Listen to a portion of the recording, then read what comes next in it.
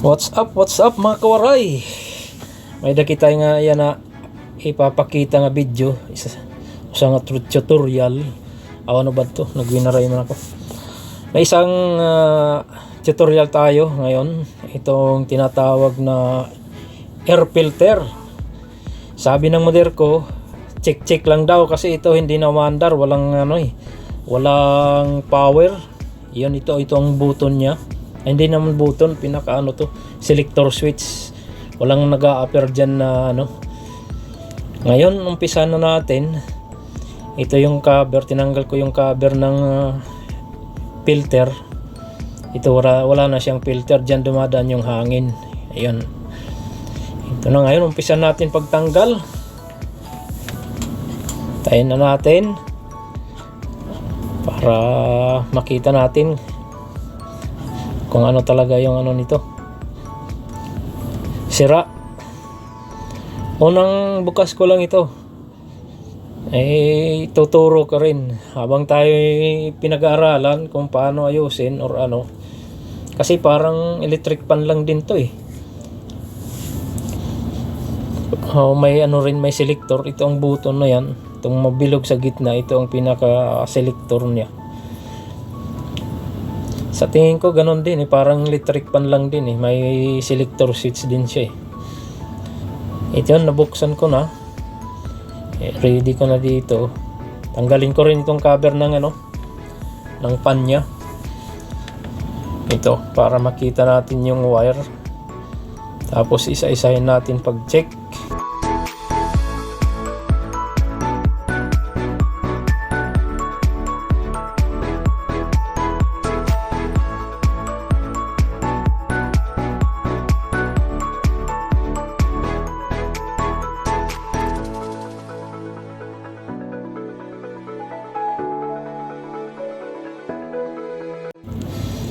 Ito, tapos na tayo magbaklas. Testera na tanggalin muna natin itong mga wire dito. Kasi nagpaka sakit lang naman to. Tanggalin natin lahat. Tapos itabi muna natin itong niya. Sensor switch. Katapos ito na. Testeran na natin. Tingnan natin kung alin ba dito yung common. Sa palagay ko ang common nito yung itim Kasi try lang natin kasi ilagay na natin ngayon makikita. Itong unang test black to green. Ang niya reading 0.229 kilo ohms. Okay, pwede yan sa sa AC. Direct yan natin sa AC, pwede yan. Kilo ohms. Ngayon susunod, black to red. Oops, ang reading niya 1.193 kilo ohms. Yun, hindi siya nag-stable, hindi kasi nagkukunik. Ngayon ang last, try natin itong black yellow. Yun, kilo ohms lang siya ohms lang siya Tingnan natin. 122.9 ohms lang siya. Di pwede to para sa AC direct. Masusunog yung coil niyan. Bali dalawa lang yung may direct natin, yung black green, yung green at saka red lang. Ito naman i-try ko yung kung talaga ito ang common, yung black, kasi nakakonek yan direkta doon sa sa capacitor. Yun, may reading din siya doon sa kabilang terminal ng ng capacitor, mayroon din. Yung isa talaga doon na Okay, ngayon ito babaklasin natin itong yung selector switch dito. Hintayin na lang natin ngayon. Pag natapos, natin.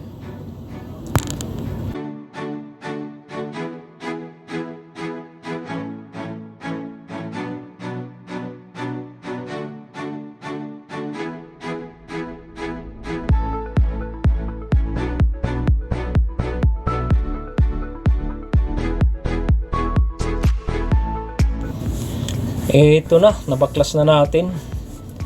Ito na, oh, ito may board talaga yung control niya. Oh, dito sa may bandang ulo, parang ano diyan, parang cup. Yung pala kaya pala mayroon siyang LED. Pag nakaka-on, naglayo-ilaw-ilaw yung LED, yung light na yan, nag-green. Ngayon wala siyang power, hindi natin alam kung bakit eh. Ngayon tinitestiran ko itong mga wire kung baka may putol o wala, bakit hindi na ano yung ano makina. Testeran muna natin isa-isa. Okay naman, wala namang putol, okay naman yung ano. Ngayon tingnan natin itong selector switch kung saan ba maano. Itong selector switch, ito ang ano niya, yung power supply pala ng button, yung ano. Itong board dito sa may cup galing din dito. Hindi ko alam kung bakit wala siyang supply papunta doon. Hindi ko alam kung itong polyester capacitor, yung itong yellow na to, yun ba sira dyan. Di kasi ako electronic technician. Itong blue, ito pala yung positive niya, kasi yun lang ang ano yun lang ang umano dyan sa board na yan kasi yung power supply niyan brown at saka blue. Ngayon ang brown kumonekta doon sa itim, dumaan muna sa fuse, pagkatapos ito na. Ngayon ang tatanggalin natin, kanina yung black at saka green, yun ang i-direct natin.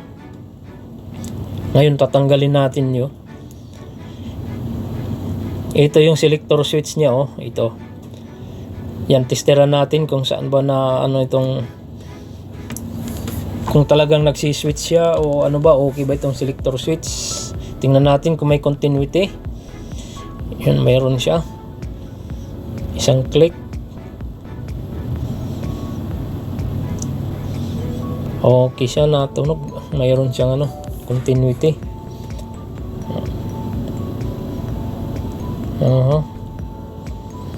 Bali apat na button, apat na selector switch ito.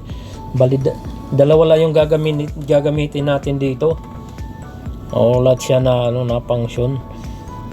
So ngayon tanggalin natin itong green at saka red. Yun lang ang gagamitin natin. Dito i-direct natin dito sa ano na yan, selector switch. Try natin kung gumana o hindi ba mag-short o ano, wala bang ano. Basta feeling ko hindi ito mag-ano. Kaya nawawalan ng ano, yun, umpisahan ko na pagsolda. Binubunot ko na para ano, ipadikit na natin, isolda natin dito sa selector switch, direct na. Hindi na ipapadaan natin sa board. Kasi yung board, di ko alam kung alin ang sira dito. Ayan, ito. Itong dalawa, yun ang gagamitin natin. Bali mag-alternate tayo ng isang selector. Iiwan natin yung gitna, kasi gilid, yun ang gagamitin natin. Itong dilaw na to, itong dilaw na ano, hindi natin bubunutin kasi ohms lang yung reading niya. Hindi pwede yan sa ano, sa AC direct. Ito na, ibalik na natin para may try natin kung ano, okay ba yung ano natin ginawa.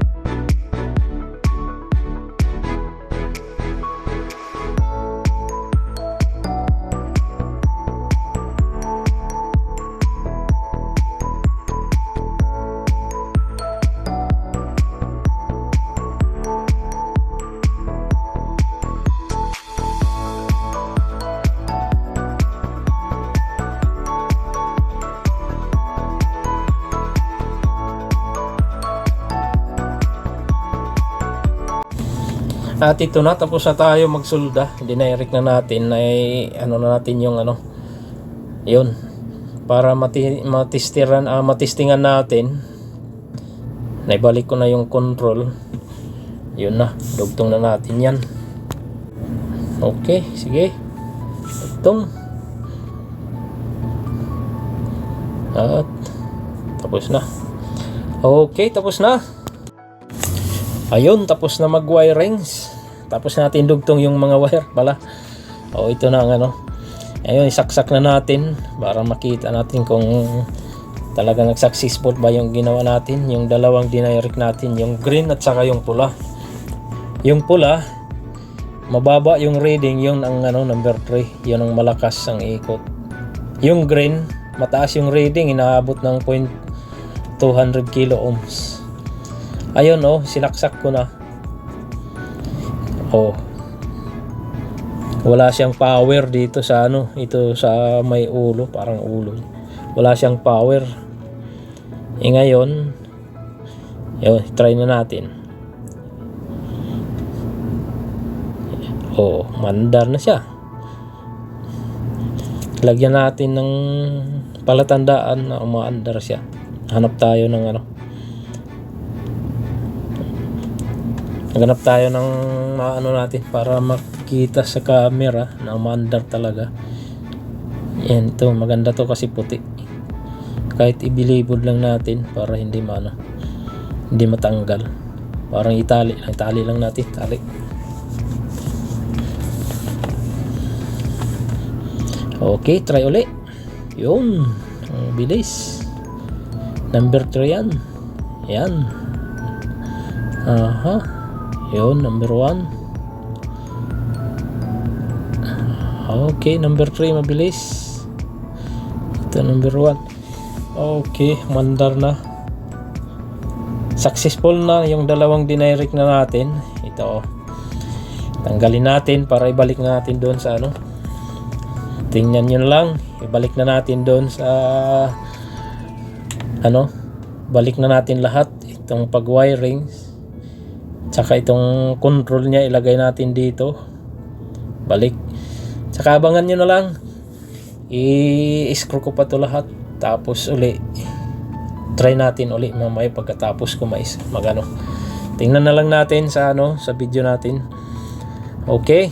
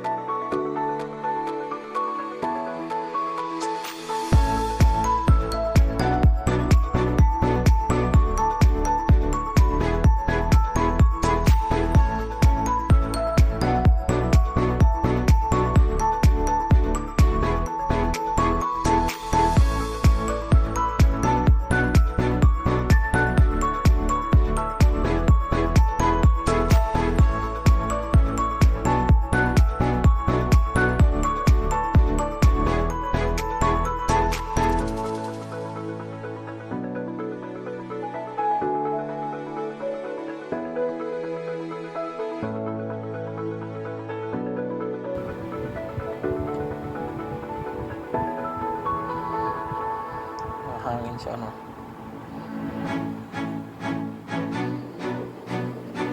Lagyan ko ng tissue. Lakas yung hangin, no? Yan, patay siya.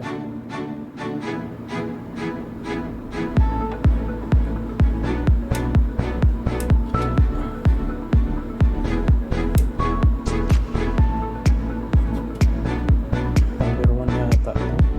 Hindi siya malakas. Hindi siya gano'ng malakas. Number 3. Yun, malakas na.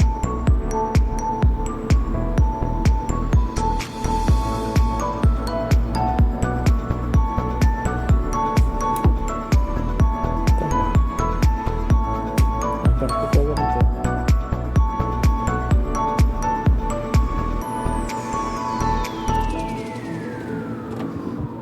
Pero hindi naman siya na ano, mainit ang control. Binayrik ko lang.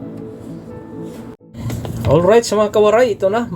Lagyan na natin ng mga screw dito sa ibabaw. Pasensya na mga pirato kabulan, waray makag-upload. Akon language winaray.